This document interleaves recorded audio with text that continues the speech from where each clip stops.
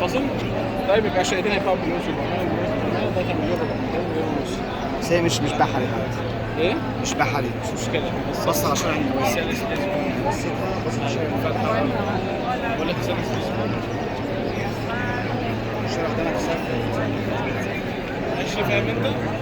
مليون ونص بس هدفعهم لك في كام؟ 4 سنين. ايه توجيه من اول. من تاني ما تلاقي خشب.